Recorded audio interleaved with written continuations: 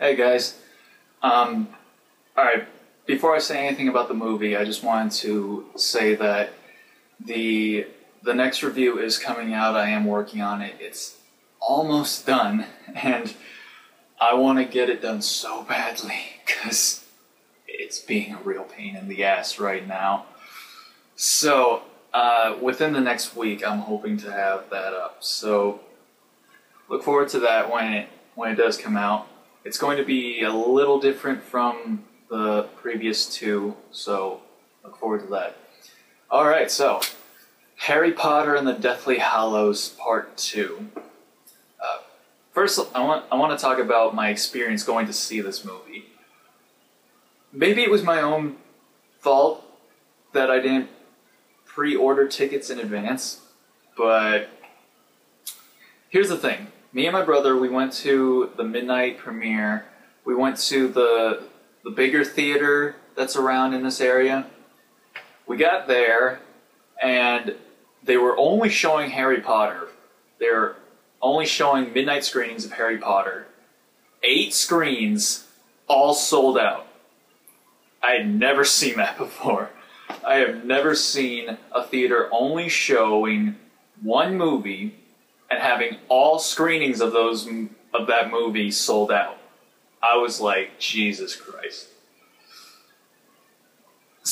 Yeah, it's the last Harry Potter movie, so maybe it's not surprising, but come on.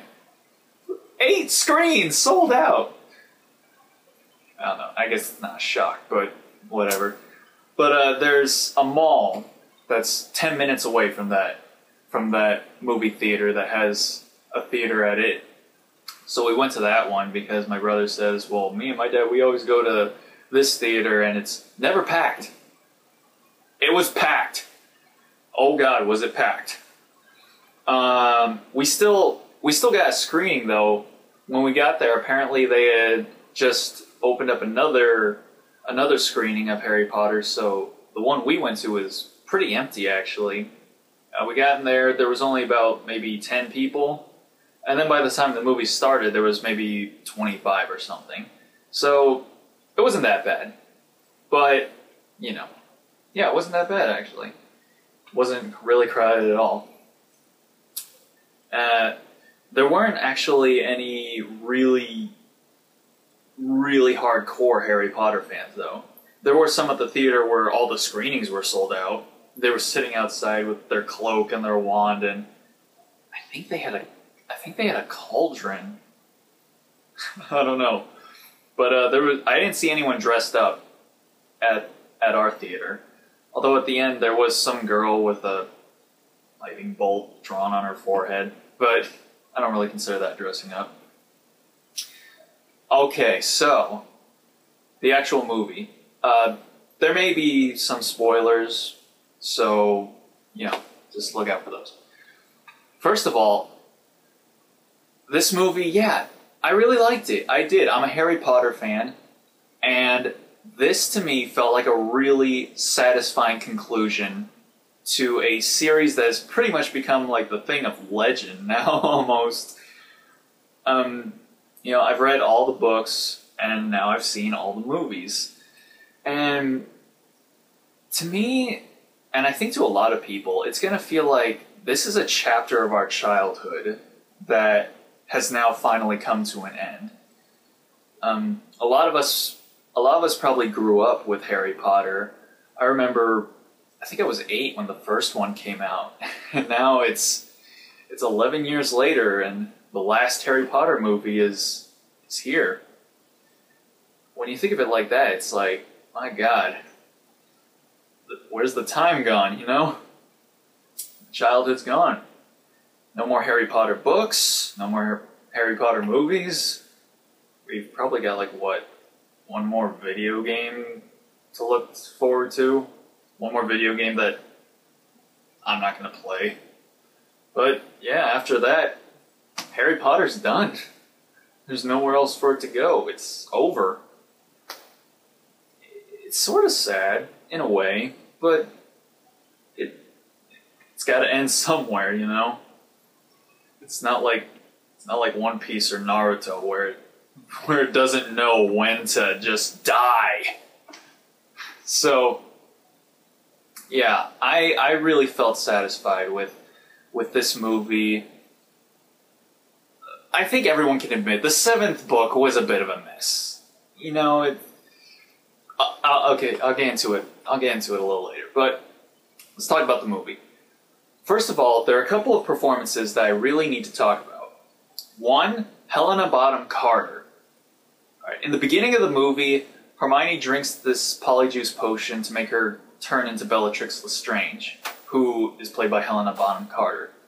And Jesus Christ, Helena Bonham Carter had Emma Watson's mannerisms down to like a T. From like the way she carried herself to her facial expressions. It was just rock solid. I mean, my God, I could really believe that I was watching Emma Watson disguised as Bellatrix Lestrange.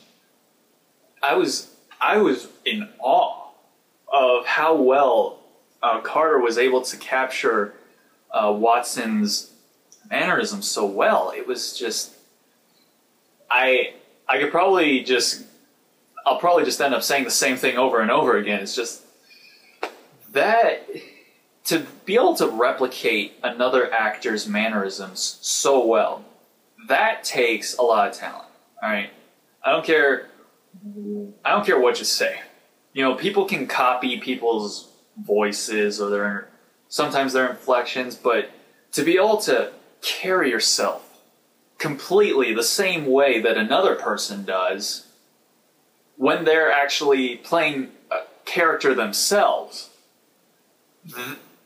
that is impressive. I don't care who you are, that is impressive. So yeah, Helena Bonham Carter, kudos to her. Alright, and the other performance, Alan Rickman as Severus Snape. Rickman was born for this role. I really believe that. He plays Snape very, very uniquely. It's like when he talks, he's like savoring every single syllable that he says. You know, he'll say things like Mr. Potter was spotted in Hogsmeade Village. And it's just like, he's just like chewing on every single word he says, savoring every syllable. It's like, it's just a blast to watch. He commands the screen when he's there, you know? He's talking to Voldemort in one scene. I wasn't giving a shit about Voldemort. I was watching fucking Alan Rickman. So, and in this movie, he really got to really flesh himself out. Because, you know, up until now, Snape has just been, you know, I'm the potions master. And it's like, yeah, we know. And, you know, he's always been sort of like the stoic, stone-walled type of dude who's kind of a jerk to Harry. But, yeah, in this one, you know, you see more of his past. You see what he's like behind the scenes with, like, when Dumbledore was alive, as opposed to when he's in front of Harry and he's all like, you know, something like that. But you get what I mean. He got to really flesh out his role in this one, and you really did feel for Snape in this one. Anyone who has read the book knows what I'm talking about. But yeah, pulled it off really well, making us actually care about this character who up until now we've had to have seen as sort of an antagonist. But in this one, you really do feel for him, and, you know, props to Alan Rickman for being able to turn this character completely around in just one movie. And the last performance I want to give props to is Daniel Radcliffe. Now, here's my thing. Here's my thing with Daniel Radcliffe. I'm sure he's a pretty good actor. Sorry, my nose is itchy for some reason. But, you know, he's probably a good actor. But in these movies, he's not really given a whole lot to work with. Because, admittedly, Harry doesn't really have a whole lot of personality. I mean, he's given character traits. You know, he's supposed to be courageous. He's supposed to be pure of heart.